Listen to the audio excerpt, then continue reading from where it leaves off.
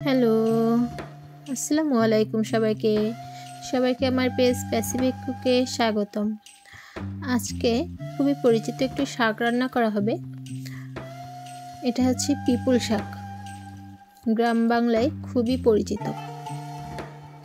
তো দেখুন এখানে আম্মু পিপুল শাক তুলে নিয়ে এসেছে। আর আজকে রান্নাটা কিন্তু আম্মু করবে এবং সম্পূর্ণ মাটির চুলায় করবে। তো দেখুন পিপুল শাকের ডগাগুলো তুলে নিয়ে এসেছে। পিপুল শাক পাতাগুলো কিন্তু দেখতে অনেকটা পান পাতার মতো, অথবা কেউ যদি চুই ঝাল গাছ দেখে থাকেন তো একদমই চুই ঝাল গাছের পাতার মতোই দেখতে। দুটো যদি পাশাপাশি রাখা হয় তাহলে একটু মনে করেন যে মানুষ কনফিউজড হয়ে যায়।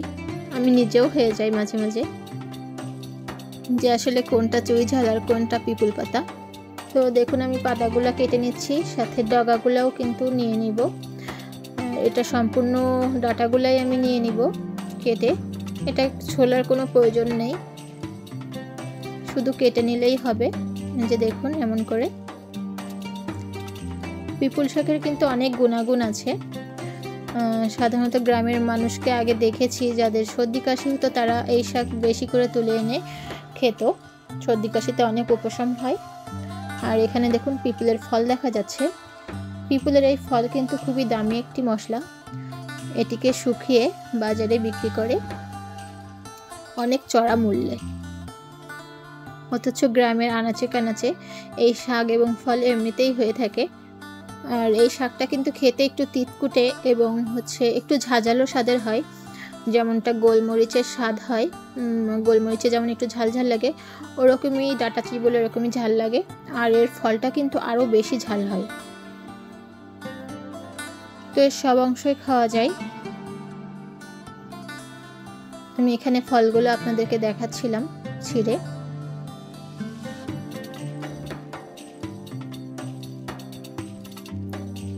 আর পিপুল শাকটা আজকে চিংড়ি মাছ দিয়ে একটু চচ্চড়ি মতো করা হবে। তো আম্মু এখানে চিংড়ি মাছগুলোকে কেটে নিচ্ছিল।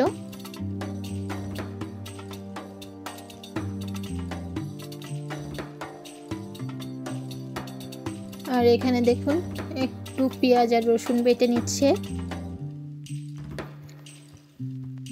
সাথে 4টা কাঁচামরিচ দিচ্ছে, একটু জিরা আর খুব সামান্য পরিমাণে মশলা। দেখতেই পাচ্ছেন কতটুকু, খুব সামান্য মশলা দিচ্ছে। আর দিবে একটু সরিষা। এটাকে এখন সুন্দর করে বেটে নিবে।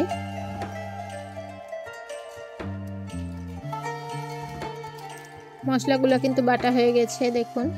আর চিংড়ি মাছগুলোও ধুয়ে নিয়েছে।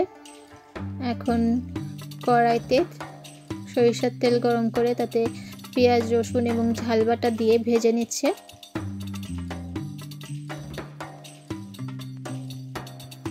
এবার চিংড়ি মাছগুলো দিয়ে একটু ভাজবে। চিংড়ি মাছে একটু লবণ আর হলুদ দিয়ে নিচ্ছে, দিয়ে এটাকে সুন্দর করে ভেজে নিবে। এই শাক শুধু রান্না করে খেলেও ভালো লাগে, আবার যে কোনো মাছের সাথে একটু ঝোল মতো করলেও কিন্তু খেতে ভালো লাগে।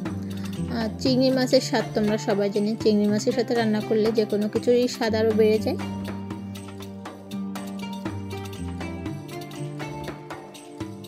এখন এখানে একটু পানি দিচ্ছি কষিয়ে নেওয়ার জন্য।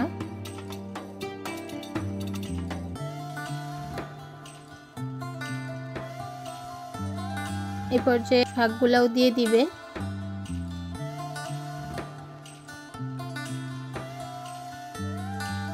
শাকগুলা দিয়ে ভালোভাবে নাড়াচাড়া করে নিবে।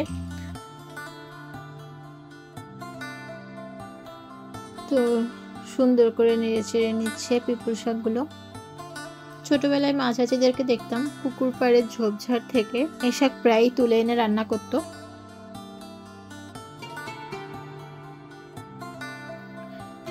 এখন আর গ্রামের দিকে কিন্তু অতটা ঝোপঝাড় নাই, সব জায়গায় মানুষ বাড়িঘর করে ফেলছে। তো এই শাক এখন আর অত পরিমাণে দেখা যায় না গ্রামের দিকে, তাও 2-1 জায়গায় যা দেখা যায় মানুষ সেটাই নিয়ে এসে খায়। আর এখানে এ পর্যায়ে আম্মু পানি দিয়ে দিছে খুব বেশি পানি কিন্তু লাগবে না, কারণ এটাতে তো খুব বেশি ঝোল রাখবে না, খুব মাখো মাখো একটা ঝোল হবে। খুবই অল্প পরিমাণে পানি দিয়ে এটাকে রান্না করে নিচ্ছে। আর রান্নাটা কিন্তু প্রায় হয়ে আসছে।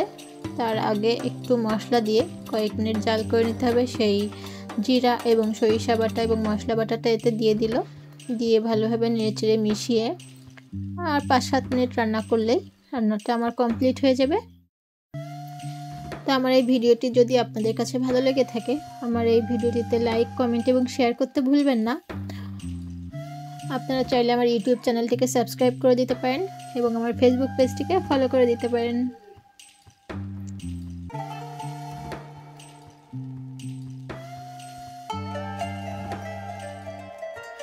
আজকে মাটির চুলায় রান্না করতেছে, আর আম্মু রান্না করছে। আম্মুরা তো যে কোনো রান্না হয়তো অনেক মজার হয়। আমার রান্নাটা কিন্তু প্রায় কমপ্লিট, এখন নামিয়ে নিচ্ছে। তো ভালো থাকবেন সবাই, আল্লাহ হাফেজ সবাইকে।